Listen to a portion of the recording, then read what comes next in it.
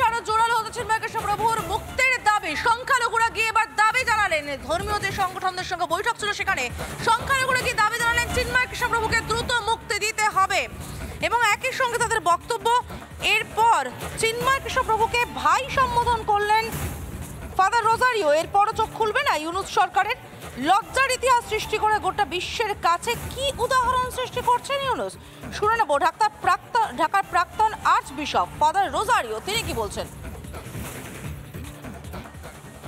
এবং আমাদের মধ্যে একজন খুব জোরালোভাবে বলেছে, যেটা আপনারা শুনতে আগ্রহী, যে আমাদের যে ভাই, ইসকনের যে ভাই যাকে আটক করা হয়েছে, সে আইনগতভাবে যেন তার জামিনের বিষয়টা বিবেচনা করা হয়।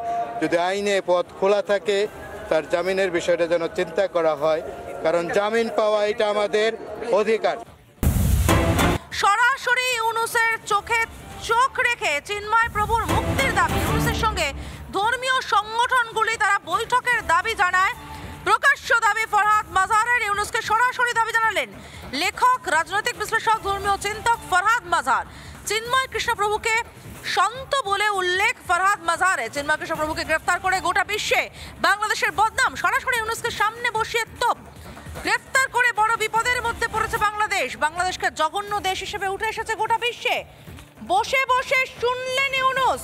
শুনুন কি বলেছেন ফরহাদ মাজার। এখানে কিন্তু সনাতন যে জোটটা হয়েছে, সম্মিলিত জোট, তাদের কাউকে এখানে আছেন কিনা আমি দেখছি না। কারণ বাংলাদেশের এখনকার সংকটে সবচেয়ে গুরুত্বপূর্ণ যারা আছেন তারা হলো সনাতন যে জোট, সম্মিলিত জোট তারা, এবং তাদেরই যে নেতা চিন্ময় কৃষ্ণদাস, তিনি ইতিমধ্যে সরকার তাকে গ্রেফতার করেছেন রাষ্ট্রদ্রোহিতার অভিযোগে।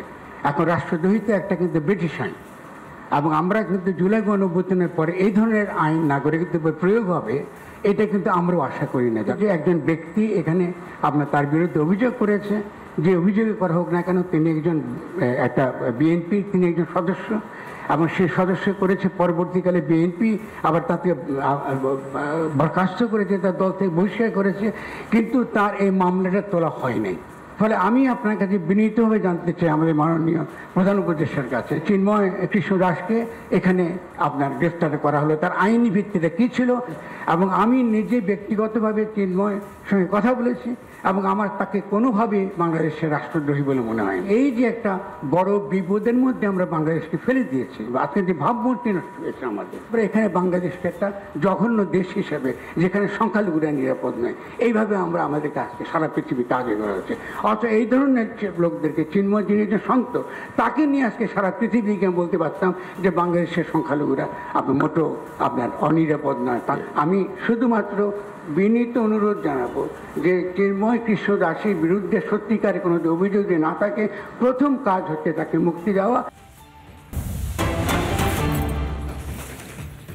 নানা ধরনের কন্টেন্ট দেখার জন্য লাইক করুন, শেয়ার করুন আমাদের ফেসবুক পেজ, সাবস্ক্রাইব করুন আমাদের ইউটিউব চ্যানেল। পাশাপাশি অন্যান্য ব্রেকিং নিউজের জন্য অবশ্যই চোখ রাখুন রিপাবলিক বাংলায়।